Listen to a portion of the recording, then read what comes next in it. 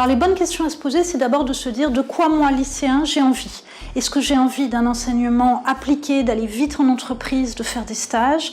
Est-ce qu'au contraire, j'ai envie de conforter ma formation un petit peu théorique, conceptuelle? Et du coup, de bien choisir le programme en fonction de ça. Deuxième question importante, quelle est la taille des classes? Est-ce qu'on est dans des petits groupes très interactifs, où on est très proche du professeur? Ou est-ce qu'on est dans des groupes un peu plus importants, parce qu'on considère qu'on est assez autonome et qu'on a plutôt envie de ne pas avoir quelqu'un sur son dos pour vous demander où vous en êtes et ce que vous faites. Donc ça aussi, c'est vraiment une question de personnalité.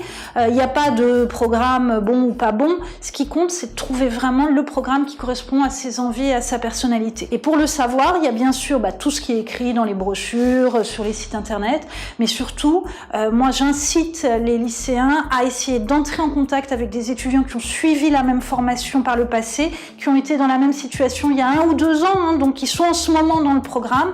Et ça, les universités, les écoles peuvent donner des contacts avec les étudiants ou dans les salons.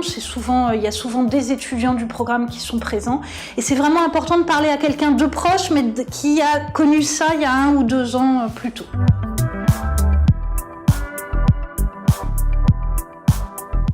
Je crois que la qualité première, c'est la capacité d'adaptation. On est dans un monde qui change, mais les jeunes d'aujourd'hui sont encore plus armés, sont la génération la mieux équipée pour faire face à ces évolutions futures. Ce qu'il faut entretenir, c'est l'agilité. Alors c'est bien gentil de le dire, mais concrètement, qu'est-ce que ça veut dire? Ça veut dire être curieux, ouvert au monde, s'informer. Une autre compétence indispensable à développer, c'est la capacité à travailler en groupe. Vraiment utiliser toutes les occasions et même avec des gens différents parce qu'ils ont d'autres centres d'intérêt, ils sont d'autres cultures. Ça, je crois que c'est un élément très important à développer. Et puis aussi, les langues. Bien savoir parler anglais, ça c'est quelque chose qu'il faut essayer de développer et d'entretenir. Et si possible, une autre langue. L'idée, c'est pas de dire aux lycéens qui ne seraient pas bons en anglais que c'est fichu. Au contraire, quand vous travaillerez quand vous serez dans une formation, eh bien, utilisez toutes les occasions que vous avez, même si votre accent est pas bon, même si vous n'êtes pas à l'aise, de parler anglais. J'allais dire, regardez les séries en VO, et ça permet vraiment de faire des progrès.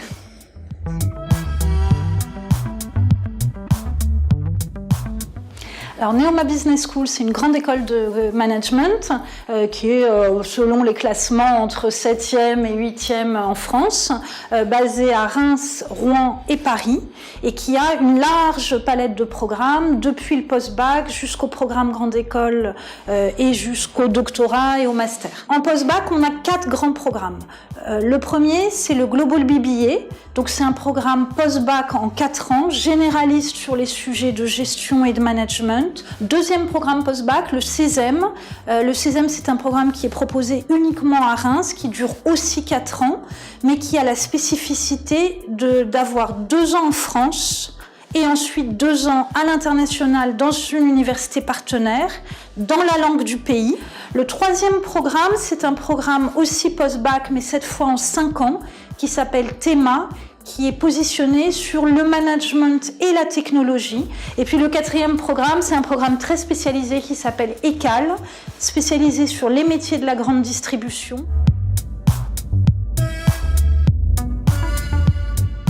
Alors, selon les programmes, ça coûte à peu près 9 000 € par an.